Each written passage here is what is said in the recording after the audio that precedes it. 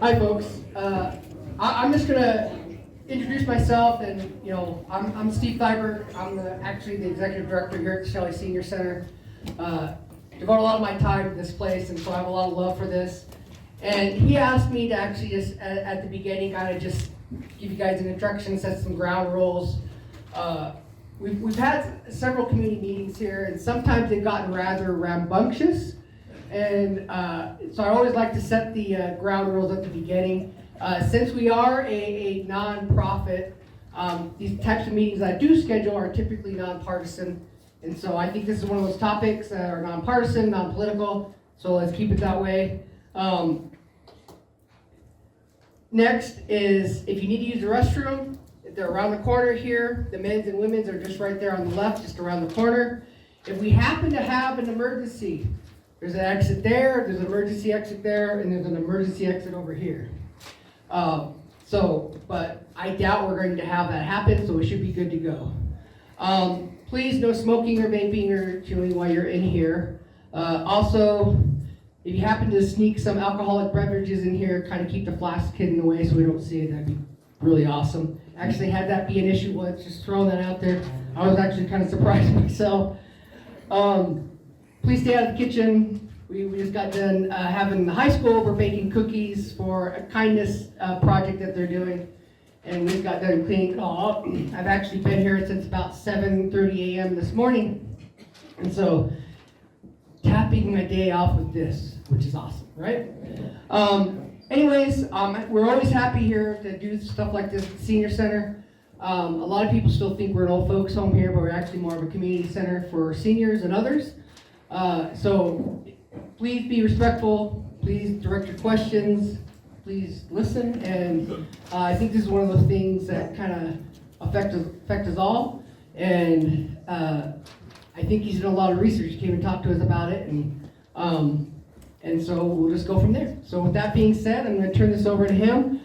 Keep in mind, if anybody does get out of hand, we're going to respectfully ask you to leave. It's one of those topics I don't think we have to worry about too much, right? I think we're good. So anyways, here you go. Thank you. Some of you, so if you don't know me, my name is Mike Chappell, and my wife, Rhonda. I call her Rhonda because that's her name.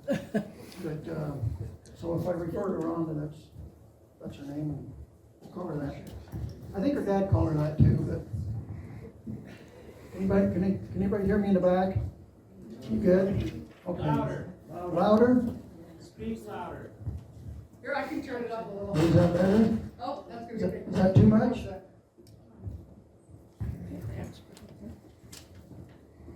There's kind of a sweet spot with the microphone. So if you keep it right about here, can you hear me okay? Yeah. So if you're right about right there, you're really good. If you go too close, it gets fuzzy. If you go too far away, they don't hear you. Okay. That's Got perfect. that. Okay, thank you. Make sure you project. We'll give her a try. First of all, I'm not a public speaker. I'm about as nervous as they come right here. So forgive me for that. First of all, I'm going to explain some things, what this meeting is and what it is not, so that we understand that. This meeting is not about water rights. It's not about how much water is going over Milner Dam or anything like that. This meeting is not for politics, as he mentioned. The current concerns,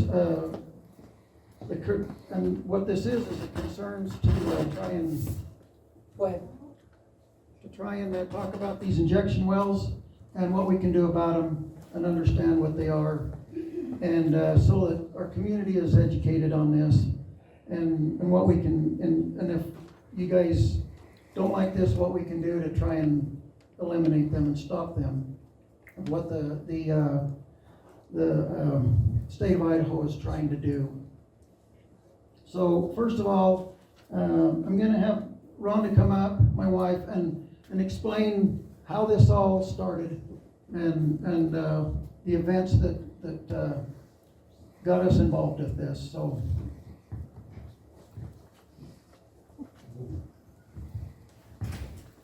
Well, like you said, just at the get-go, we are not public speakers, and, you know, this is like pulling hangnails out of my fingers to be up here, but it's this important to me, and that's why I'm up here. And that's why Mike's up here.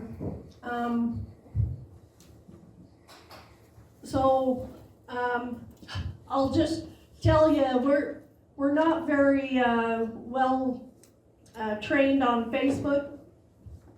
So I was trying to get the word out of my concerns and what was going on. And so I posted something on Facebook, and I guess you call them trolls, come on there and said some things, and Mike accidentally done a thumbs up.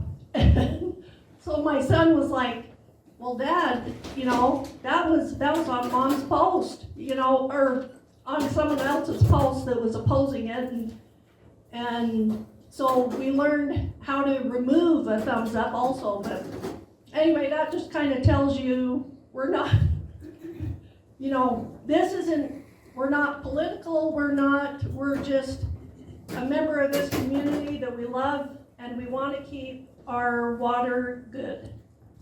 So I'm just going to tell you how this all started.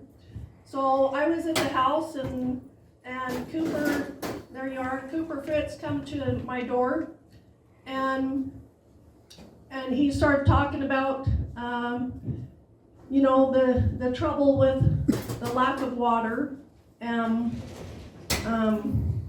what do you call it?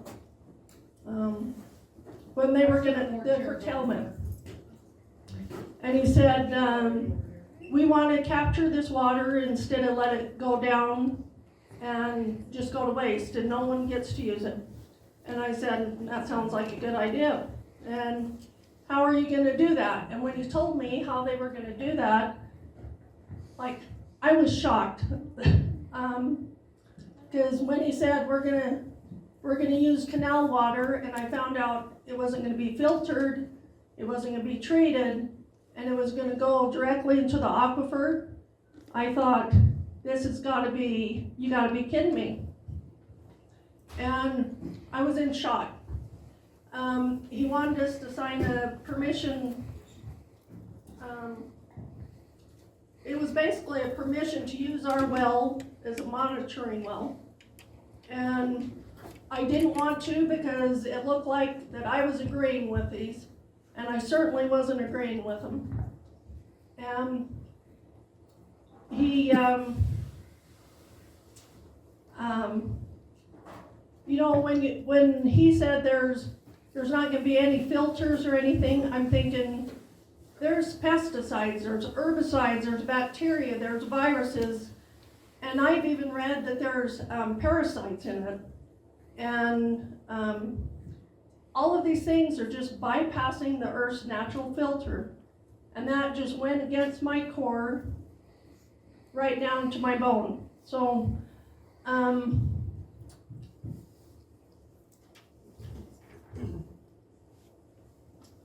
that's my concern. And in fact, I remember telling Cooper, I said, you know, if this is an idea that makes sense, you're going to have everyone behind you. But if this does not make sense, I said, you're going to have a fight on your hands. And I was hoping we would, because I just feel all the way through me this is going to not be a good thing. And then it was probably a week after that I talked to Josh Morrell. He's from the Idaho Department of Water Resources in Boise. He come knocked on the door too. And yeah, he knocked on the door, and he brought that same permission slip to use our well as a monitoring well. And I was so concerned, and I said, come in the house, let's come sit down and let's talk, because we gotta think of something besides this. There's gotta be a better solution. I mean, I told Mike, I said, we could play the game of who's seeing the worst thing floating down a canal. And we could give some sort of prize, I don't know what it would be, but, I said, there's gotta be something besides that. To me, it's just not common sense. And so he sat down and he's like, well, what's your solution? And I said, I don't know, this is not my boat of knowledge. And I said, what about a reservoir? And that's when he said, well, we do have these recharge basins. And he said, and they go through the Earth's natural filter. And he said, in fact, a geologist will come out and they'll make sure that all the layers are there that should be there to, that need to be there to purify the water. And I thought, now that makes sense. So I'm all for, and I don't know if Mike even said, but like, we're not here against recharging the aquifer. We're here against how they're proposing to recharge the aquifer. If it was a basin, I mean, that's the best solution I've heard. And there's others I've heard from some old farmers, and I thought they were really good ideas. But that's why we're here, is because we gotta come up with a better solution than that, because, I mean, water is our life. If someone told me, well, it might not be a bad thing if you have more water, your well will never go dry. And I said, well, what good is an abundance of water if I can't drink it? And that's where I sit on this, but, seeing if I need to, and then he told me, this is Josh Morrell, I said, so what happens if the water gets contaminated? And he says, well, that's not very likely. He said, but if it gets contaminated, we'll provide you with bottled water. So I want you to think about that. My son went on a mission to Mexico. I don't want Shelley to turn into a third world, where we go out to the tank with our gallon jug and try and get our water. And that may seem extreme, but I really see it. Maybe not today or tomorrow, but in years, I can see that happening if we don't do something about this.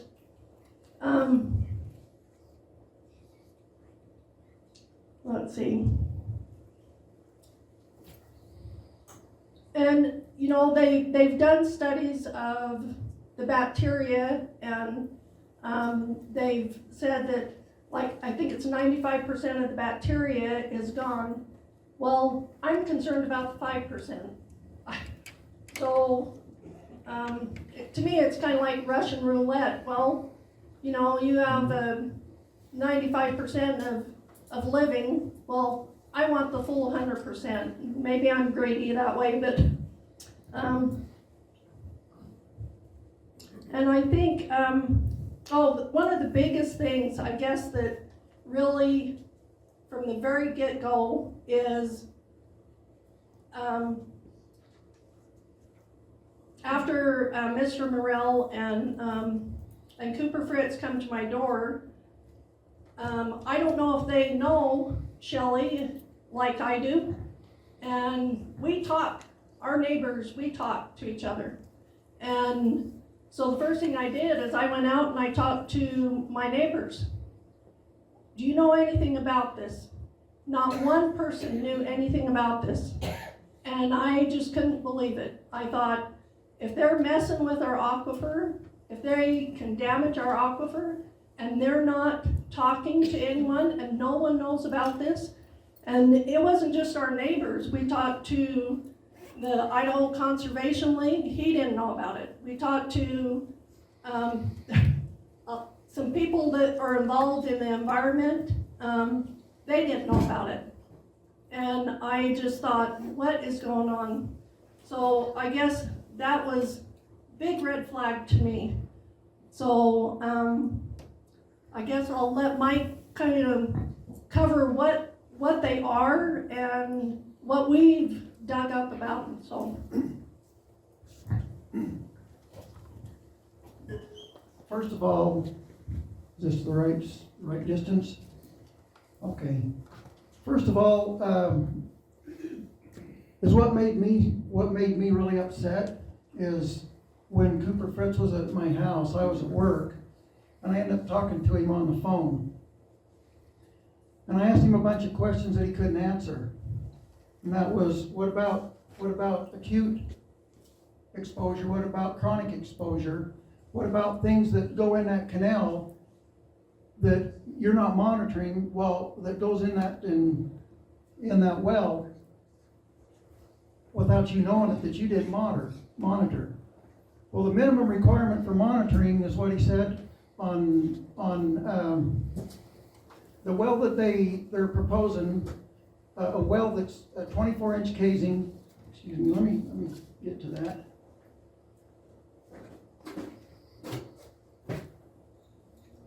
I had in the right spot.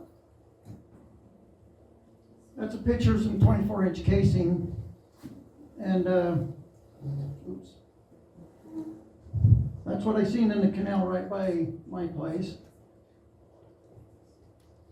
And so this is a similar. This isn't exactly, but this is this right here is an injection well. So there's a pipe that goes in. This is just a screen. It goes into those two. That one's a smaller. I think it's a dual. It's underground, but they got a valve in here. The well. This is one that just got drilled. Where was that one drilled? Darren, do you know?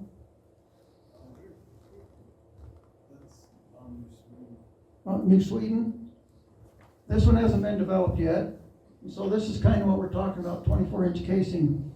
Well, the design of this is, from what I understand, and Cooper was telling me that it's a minimum of 10 CFS, cubic feet per second. But we'll put it in a number that you can understand. In a week's time, at 10 feet per second, 24 hours a day, that's gonna put in the aquifer 45 million gallons of water, and that's going to be a lot of force. If you calculate the column of water that is forcing down into the aquifer, that's 59,000 pounds of water column right there. That's gonna make a change in the aquifer. But is what really made me upset was when Cooper come to my place and I was talking to him on the phone. I said, can you guarantee me that you're not going to contaminate my well? He said, no, I can't. Well, then what's going on here? You can't guarantee me my well's not going to be contaminated. And Josh Morrell, 2 weeks later, when he come to talk to Rhonda, he said the same thing. We'll bring you a bottle of water. Can't guarantee that my well's not going to be contaminated. Well, I don't think there's a person in this room, including those that are here, that would think that isn't going to infringe on your rights to have water, right, or the clean water. So that was really upsetting to me. That all of a sudden I start looking and thinking in my head, well, what happens if my water's contaminated and they're bringing me bottled water? Well, number one, all of a sudden now my health's in danger. What if one of my grandkids come over and we're using bottled water, but he goes out and he flips on the faucet outside and takes a drink of contaminated water and ends up being sick? You know? So these things are starting to go through my head. What if I wanted to sell my place and the well does not pass? Now my value of my property doesn't just lower, it goes to zero because I can't sell my home, because the only way I can get somebody to get a mortgage for it is if they test your well and it's good. So am I limited there?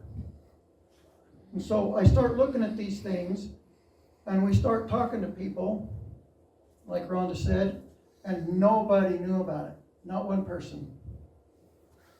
I mean, I've asked people from Pocatello to Riley or to Rexburg that nobody knew about these. And so this is the design. All that is a screen to keep the big stuff out.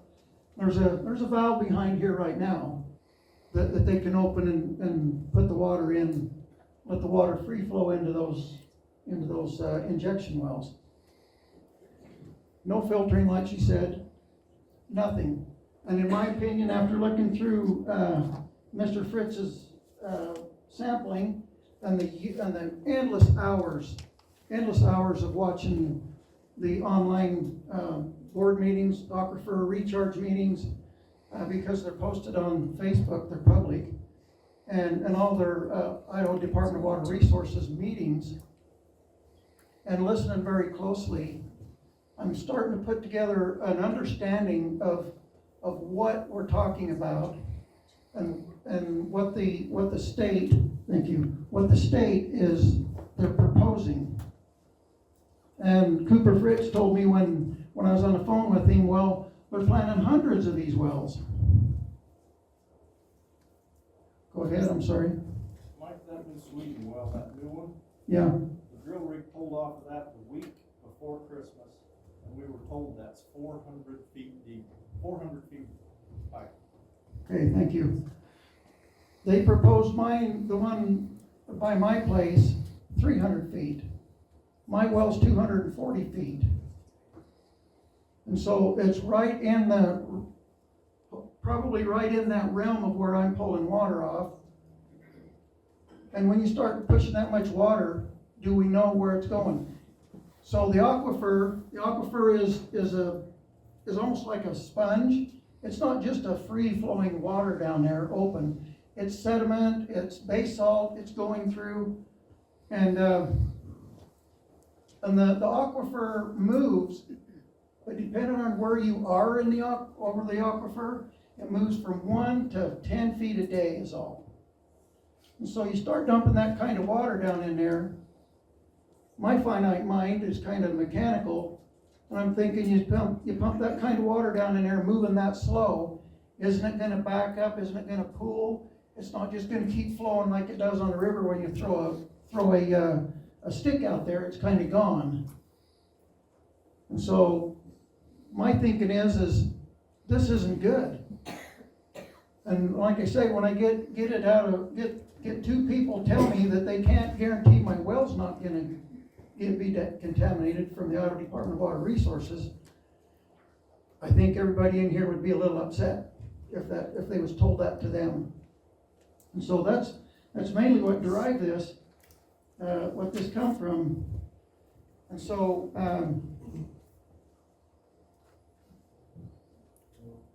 one of the things that I did find is this is the stuff that I found in our canal, right down from me, and this is within 100 yards of the bridge towards where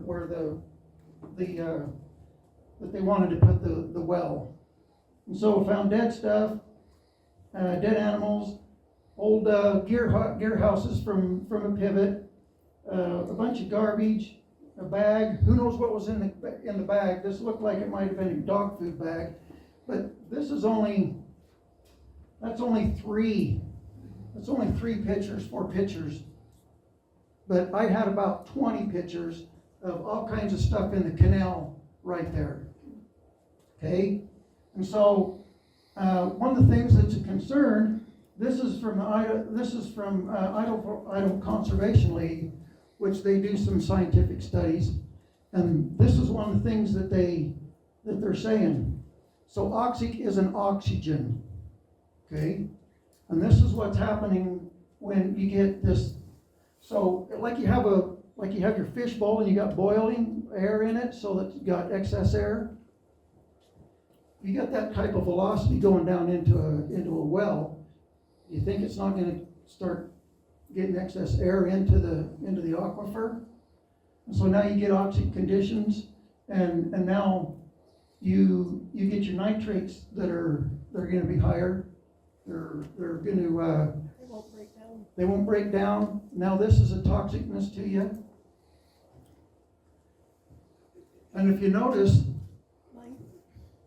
And if you go back on there, that nitrogen, like it says on there, it'll persist for decades, you know?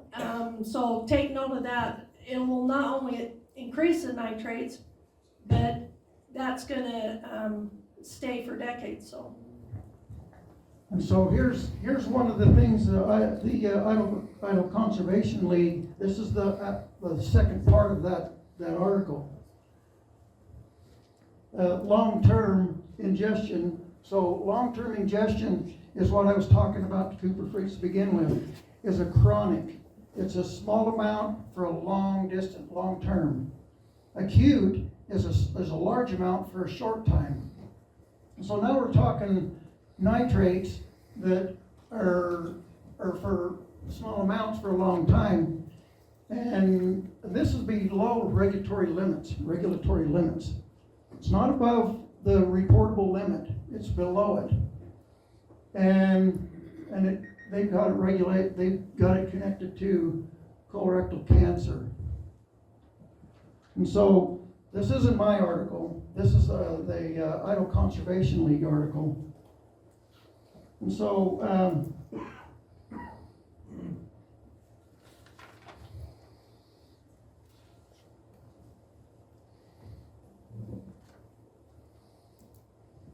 making sure that I've covered what I want. We've only got an hour here, and then he's gonna kick us out.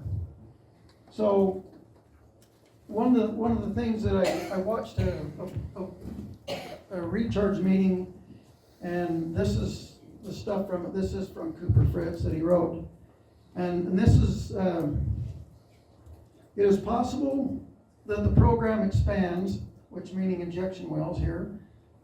It is possible that as the program expands, injection well delivering irrigation canal water directly into the groundwater table could play a key role in increasing available recharge sites, meaning more recharge sites. And then the next paragraph, scientific research regarding the impacts of injection wells on aquifer water quality is lacking, especially with Idaho. The impact of injection wells on the water quality of the receiving aquifer require further investigation. I pretty much agree with that. And I worked at the site for 40 years, and I've had a lot of different experiences of different types of sampling. And when I in the nuclear field, when I go to sample a barrel that I've cleaned out of my machine, I'm a machinist out there, and I've got nuclear material in that, I have to make sure that I've sampled different layers, because things will layer out. And I don't see where, I guess I feel that the sampling process and the variables in sampling for this stuff is questionable from where I come from.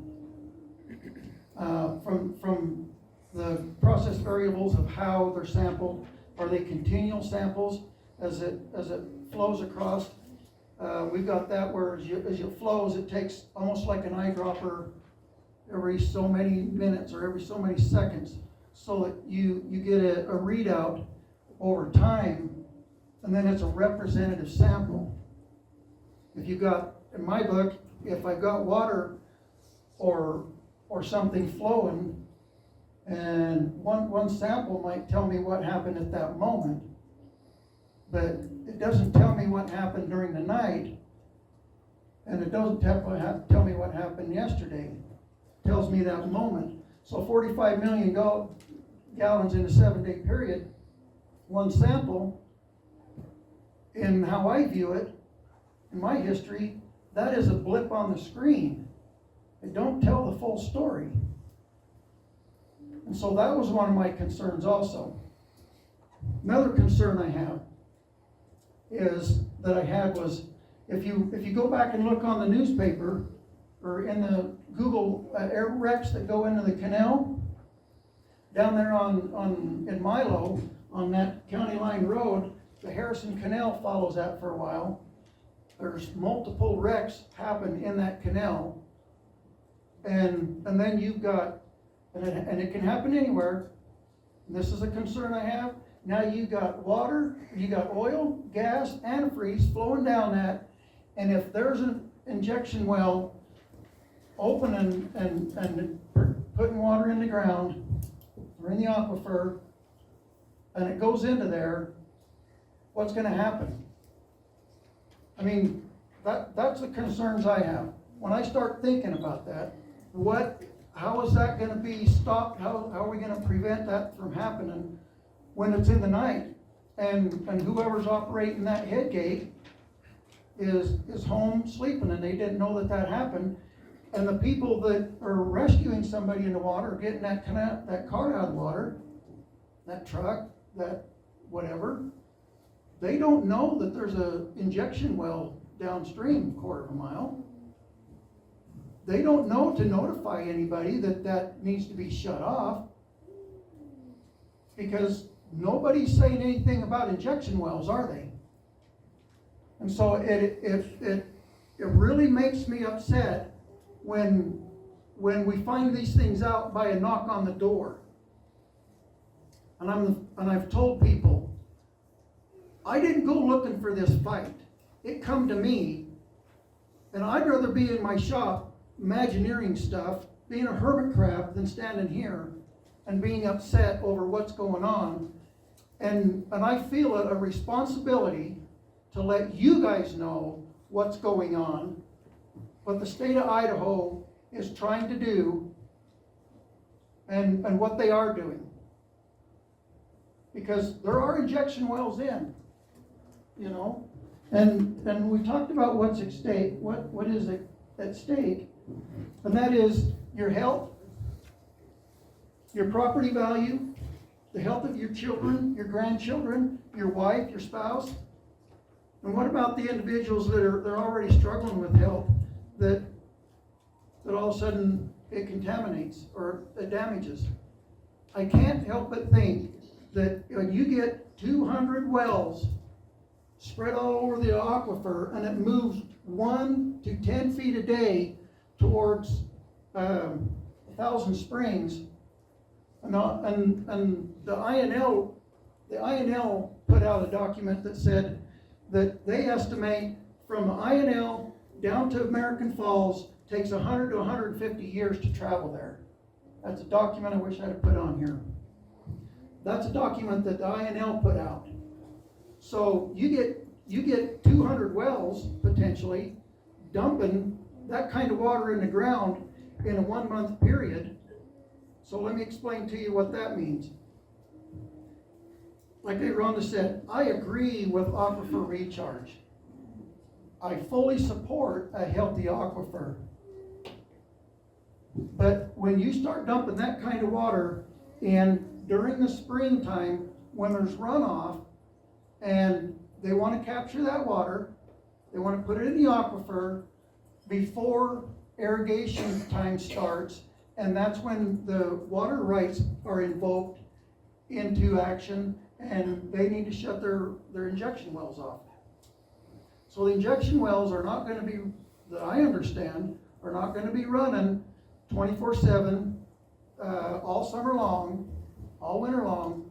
They're only for short periods of time in the spring and in the fall, before irrigating season, before the water rights are invoked, and after that's done.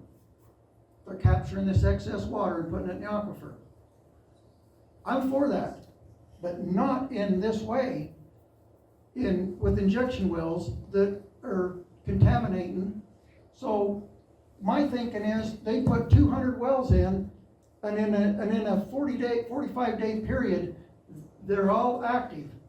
Now let's say that some of them aren't, because maybe the gate's wrong, maybe it doesn't open, whatever. Okay, maybe there's still snow in the canal where that is, but let's say there's 200 wells dumping water in the aquifer at that time. The aquifer's not moving fast. And in my vision, is it not gonna, with all that force, that water column coming down at almost 70,000, or what was it? I want to make sure that I speak right. That water column has 59,000 pounds of force into the aquifer. I can't help but think that as that force comes into the aquifer in 200 wells, that something's not going to move and jar something loose. And Cooper talked about bacteria die-off. He wouldn't talk to me about the pesticides, herbicides, so on and so forth that Rhonda talked about, because they say that they didn't find any. It's minimal. But what's the risk? What is the risk of that? Do you want to take that risk of that happening? That now we, like I say, go back to the car accident, or heaven forbid that one of the hard times trucks tips over ends up getting in a wreck and tips over in a canal, and he loses 5,000 gallons of diesel fuel early in the morning or something. We are at risk with these. We are at risk with them open to this. I believe they cannot be monitored close enough to secure us that our aquifer is not going to be contaminated. And what happens if it is? Now you've got an environmental disaster underground. That how are you going to clean it up? How are you going to protect yourself from that leaching out somewhere? Well, I'll be honest with you. In my world, out the site, and in environmental world, they say dilution's the solution. Well, maybe so. But now we go back to trace amounts of things in there. So that's my concern, that's my worry, and that's what I wanted to express to everybody and let you know what's going on and how I feel about it, and want my community to know that's what we're dealing with. Is I believe that we really don't know enough to do what we're doing. I mean, yeah, Cooper's a geologist. He's probably a dang good geologist. But where's the chemistry in this? The Idaho Department of, Idaho Conservation League, they've done some chemistry evaluations.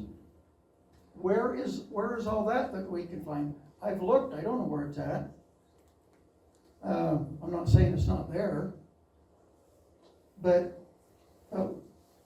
has there been enough study to do this, to know what is really going to happen in 5 years if this is all in full blown? What is going to happen in 10 years? What is going to happen in 40 years? So let me tell you a little quick story. Anybody know what the Fukushima power plant is in Japan?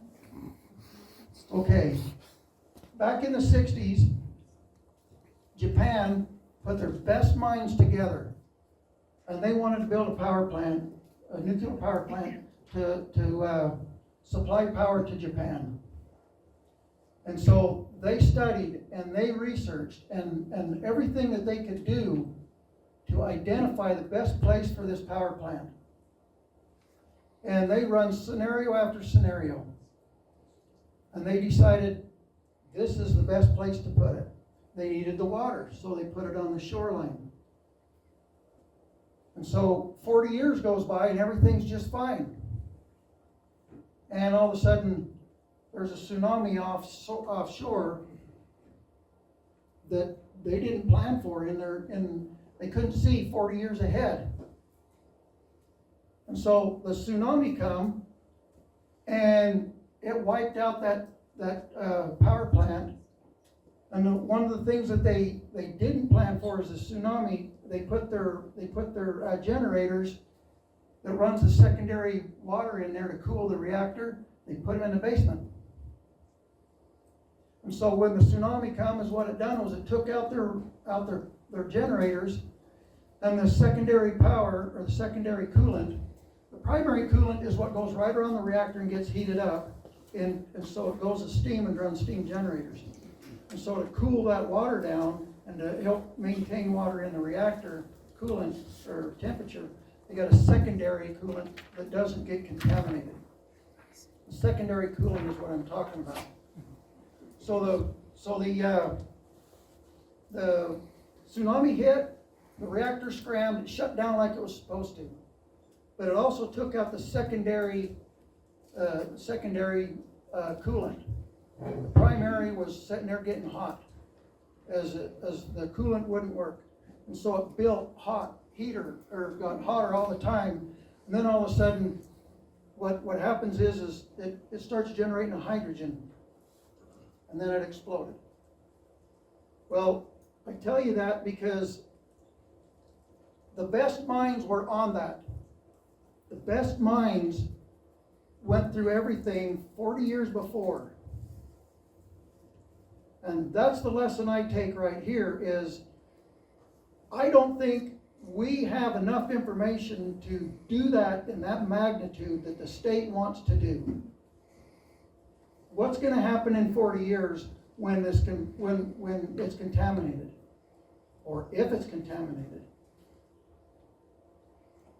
And so that's the position that I'm looking at, and when they knocked on my door, my mind started going, and I started worrying about that.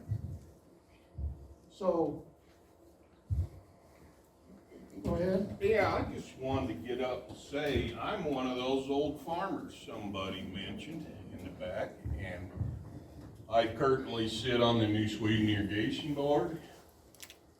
And back when I was a kid, in the 60s, I'm almost 70 now, but when I was back in the day, all of our water went out into the fields, and it was all flood irrigated at that time. And so where did all the runoff water go after we were done using it? It went down injection wells.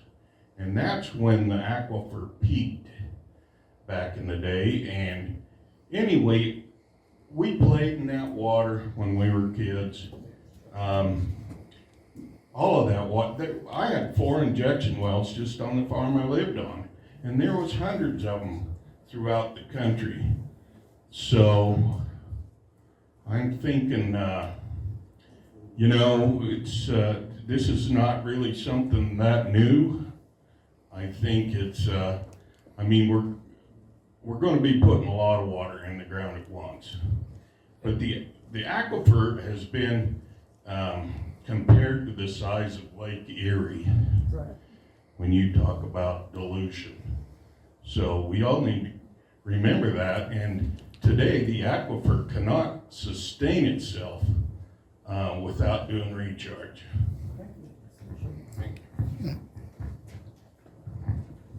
Since we're talking about when we were growing up, I grew up in Blackfoot out in the Irvington area, surrounded by farms, and we also had injection wells out there. The big difference was when they dug them and they put the casing in, they didn't fill them up with gravel and sand and everything, so you still had the filtration coming from the canal water. And the canal water 30 years ago was probably a lot different than what it is now. It's a lot dirtier. Yeah, if you think about what the canal water is like now compared to 30 years ago, I would say I wouldn't trust it as much. But I don't have a problem with the injection wells. The problem I have is the method they're doing them. Because when I was growing up, they'd put the injection well in, they'd put the casing in, and then they'd fill it with gravel and sand. So they still got the recharge, but they also got the filtering. So we weren't just putting straight canal water back into the aquifer. If they do it right, and that's how it used to be the standard. And I think right now they're just trying to do it cheap or cheaper, Because really the main cost is digging the well, not doing it right and, putting in the filtration aspect of it. It still allows the water to get into the aquifer, but it also allows for it to be filtered. So just keep that in mind. One thing that he mentioned, the injection wells on the end of the fields. If you have any questions about that, this is a 70-page document that the EPA put out on injection wells. And the thing is back in the 50s and 60s when there was injection wells at the end of farmers' fields, they weren't 24-inch casings 300 feet in the ground. This document right here tells you, and they're talking Idaho, they're talking other states, but they're talking that they were, an injection well is classified as anything over 18 feet deep. And they go through a whole host of different designs of those wells in this document. If you're curious about that, I challenge you to go look at that document. And they explain there's so many different designs, so many different things, and none of them that I read had gone directly 300 feet into the aquifer. Hi, my name's Camppatton. I am retired from the Department of Homeland Security. I was the emergency management coordinator there. I worked with doctors, FEMA. I worked with a lot of agencies, EPA, everything. I can tell you right now, a 24-inch injection casing moving that much water is going to significantly impact the flow of the aquifer. You're going to get that much pressure. It's going to be just like a pressure filter in a normal water treatment plant. It's going to be pushing that water through the aquifer at an accelerated rate, not 10 feet for how many days was. It's going to triple that at least. Okay, think about that. It's going to be moving it. Now, bringing water in bottles to you, that was one of the biggest things I laughed about when I was working with FEMA. That ain't going to cut it. The biggest organ on your body is your skin. An example, you can find this on both on Facebook and on YouTube, the video where they took a tap water sample where they used a water treatment plant like in Los Angeles, San Francisco, New York, Atlanta, wherever, and where they had chlorinated water. They had a person put their hand in 1 cup of water for 5 minutes. They then tested. Both waters were taken at the exact same time. They tested the one, they showed all the chlorine in it. They tested the one where the person had his hand in it. There was no chlorine in it because the body absorbed the chlorine out of the water. The body will absorb chemicals, it'll absorb bacteria through the skin. So if you wind up with contaminated water, it's going to dramatically change it. If your personal well is contaminated, they're not going to have to bring you drinking water. They're going to have to bring you water for you to bathe, wash your clothes in, to everything you do normally from that. They're going to have to bring that much water to you, and they're not going to do it.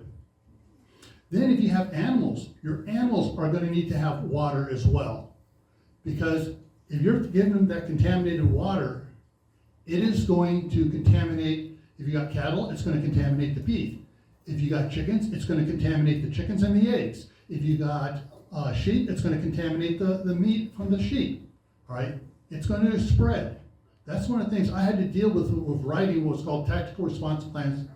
So we had tactical response plans. I wrote over 150 of them for different accidents, disasters, hurricanes, earthquakes, floods, fires, everything you can think of. And that's one of the things the biggest problem we've had working on these tactical response plans for emergencies was water. Water is the number one thing we need. I'm going to give you a point here.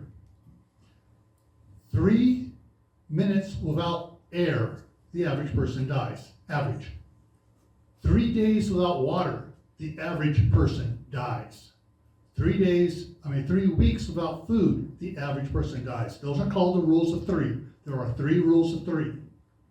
Number 2 is, to me, is the most important one. We can't really stock up air, but water. Your brain it's 80% water.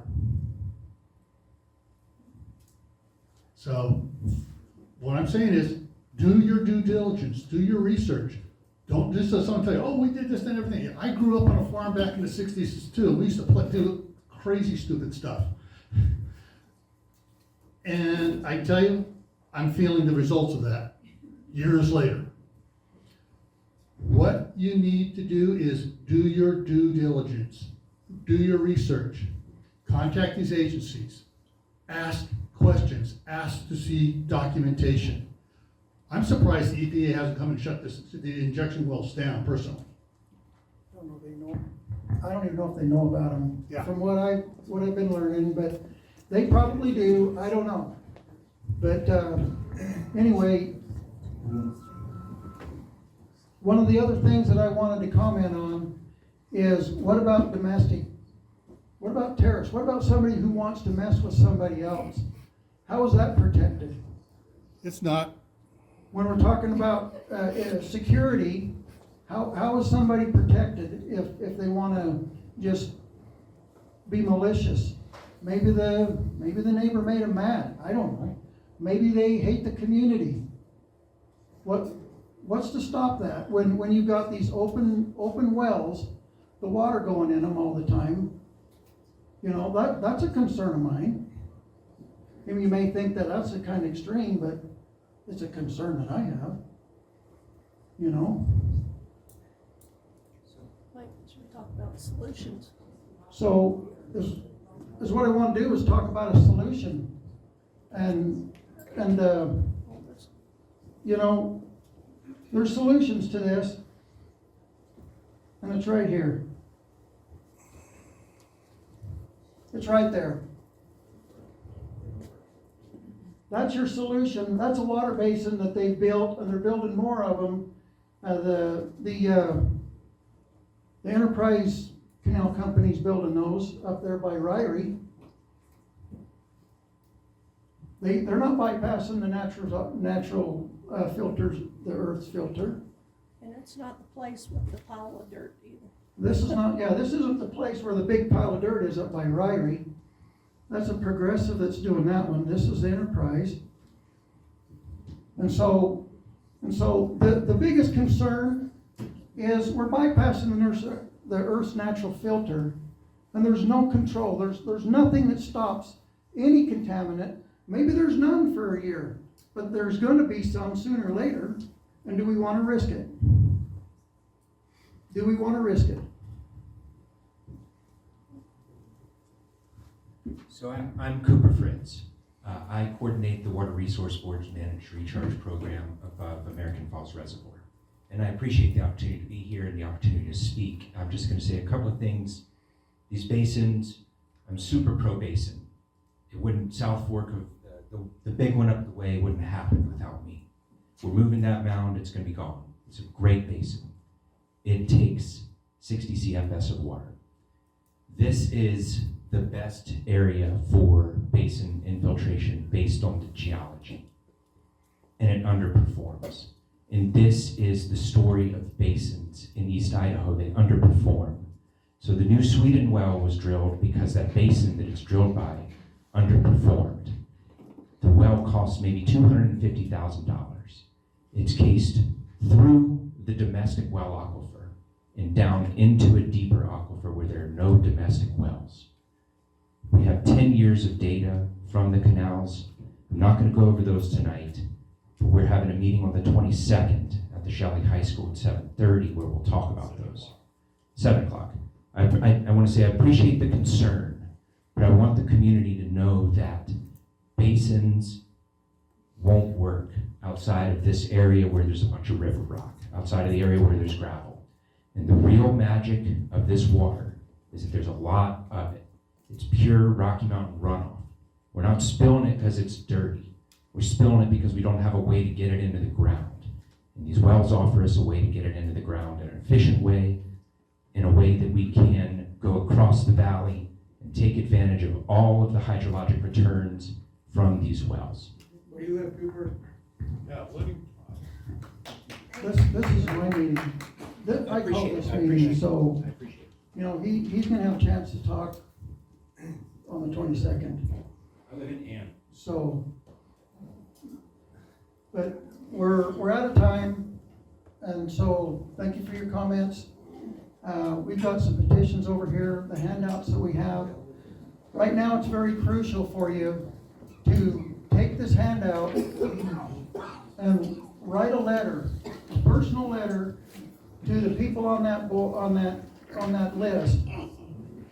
That's on the. It looks like the backside, but it's actually the front.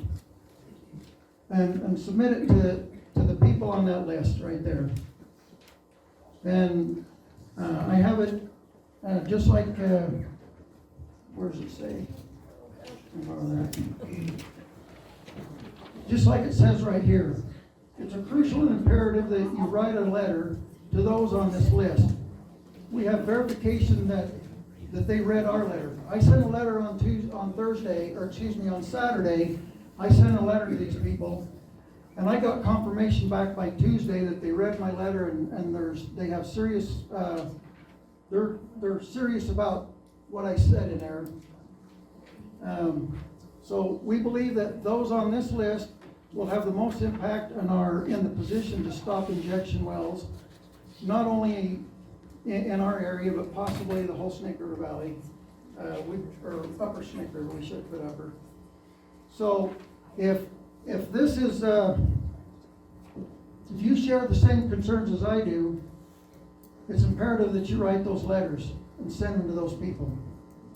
A personal letter that basically is how you feel is going to impact you and what your concerns are. And so thank you for coming.